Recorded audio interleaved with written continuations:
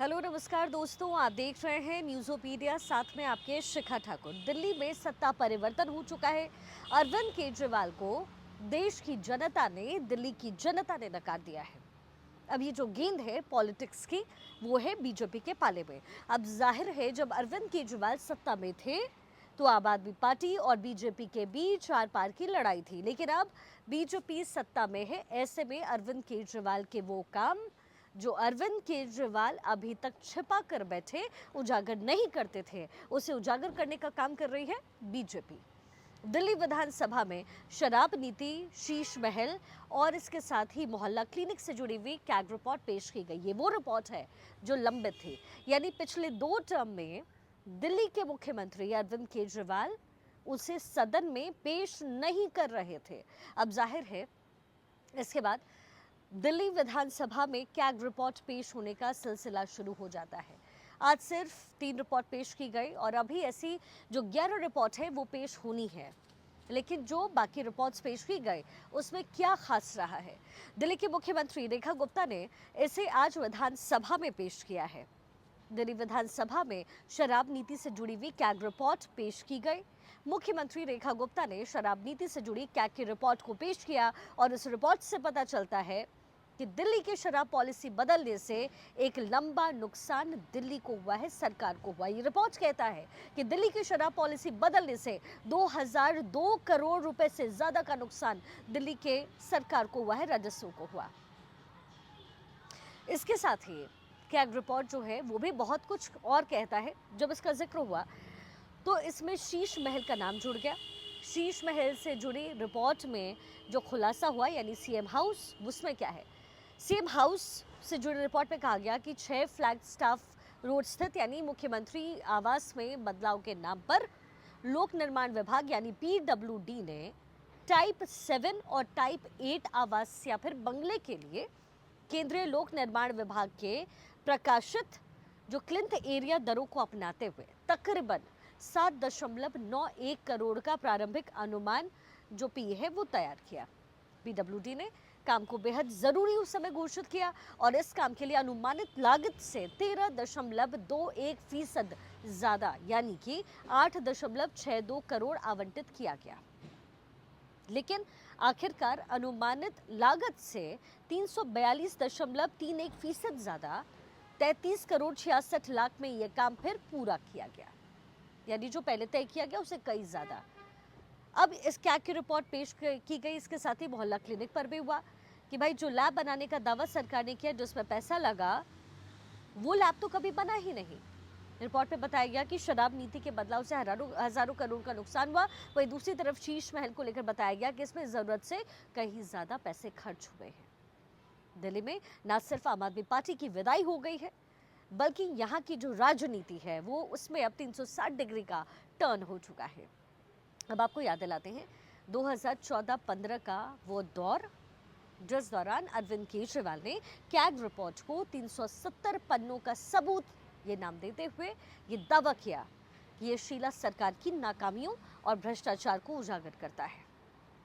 जून 2016 में अरविंद केजरीवाल ने पूर्व मुख्यमंत्री शीला दीक्षित के खिलाफ मुकदमा दर्ज करने और उन्हें जेल भेजने तक की मांग की थी। तब उन्होंने इसी कैग रिपोर्ट का हवाला दिया था। उन्होंने कहा था कि पानी टैंकर घोटाले का पर्दाफाश हुआ है।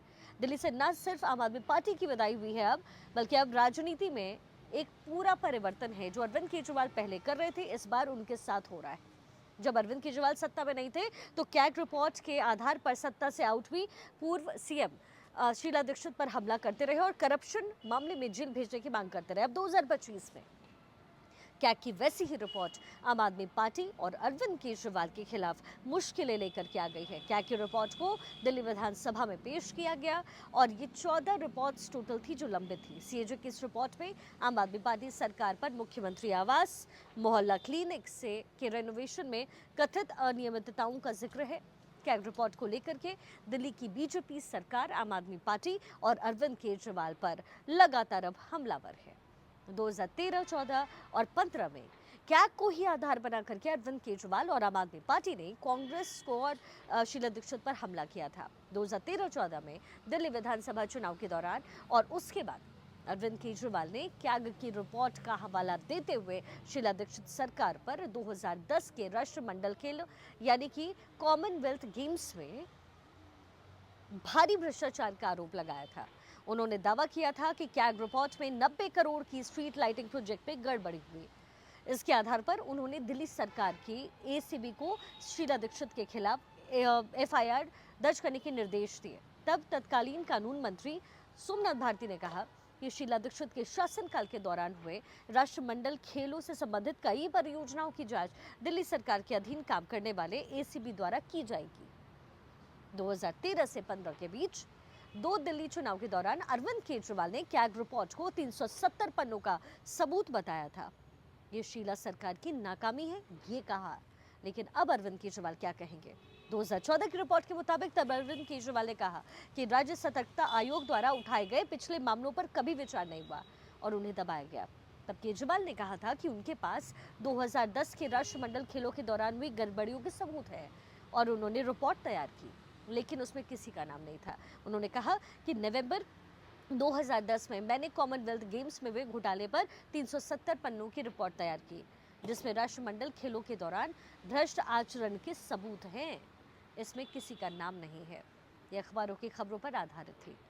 आम आदमी पार्टी ने की सरकार ने 2015 के जून में शीला दीक्षित सरकार के शासनकाल 2012 में दिल्ली जल बोर्ड द्वारा 385 जो स्टेनलेस स्टील के पानी टैंकरों को किराए पर लेने को लेकर के जो है आरोप लगाए थे। एक कमेटी का गठन किया।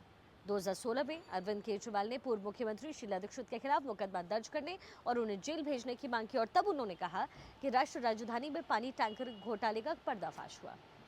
अरविंद केजरीवाल ने दिल्ली विधानसभा में कहा कि हमने अब प्रधानमंत्री नरेंद्र मोदी और उपराज्यपाल नजीब जंग जो उस समय थे उनको घोटाले की रिपोर्ट सौंपी है। ये सुनिश्चित किया जाना चाहिए कि शीला दीक्षित 2 माह के अंदर जेल चली जाए। अब वैसे ही 2023 में दिसंबर में सीएम रहे अरविंद केजरीवाल ने दिल्ली जल बोर्ड का 15 साल का स्पेशल ऑडिट सीएजी से करवाने का फैसला लिया। अरविंद केजरीवाल ने कहा कि 2008 से लेकर अब तक दिल्ली जल बोर्ड के सारे अकाउंट का ऑडिट हो। तो ये तमाम बातें अरविंद केजरीवाल कहते रहे, लेकिन अब जब सीएजी की रिपोर्ट आई है और अरविंद केजरीवाल की सरकार में क्या कुछ हुआ है, जब ये रिपोर्ट पेश हुआ है तो अरविंद केजरीवाल और उनकी पार्टी कह रही है कि सीएजी जो है भाई वो तो बीजेपी की बनाई हुई रिपोर्ट है। आरटीआई को भी धांधली बता रहे हैं, सीएजी को धांधली बता रहे हैं। वो कह रहे हैं फंसाया जा रहा है। तो वो है क्या? दरअसल आम आदमी पार्टी की ये फितरत है, ये आदत बन चुकी है कि आप कीजिए, घोटाले कीजिए, वही घोटाला जिसको ऊपर ला करके लोगों के दिल तक अरविंद केजरीवाल पहुंचे। आज एक बार फिर उसी घोटाले में अरविंद केजरीवाल उसका शिकार हुए हैं और जिसका जिक्र अरविंद केजरीवाल खुद कहते थे कि मैं सत्ता में नहीं आऊँगा, वो आए। उन्होंने कहा मैं सरकारी खर्चे पर नहीं रहूँगा, वो रहे। और इतना ही नहीं, सरकार के साथ साथ उन्होंने जनता का नुकसान किया है और जनता का अरविंद केजरीवाल ने दिल तोड़ा है। कम से कम सीएजी की ये जो रिपोर्ट आई है वो यही कहती है।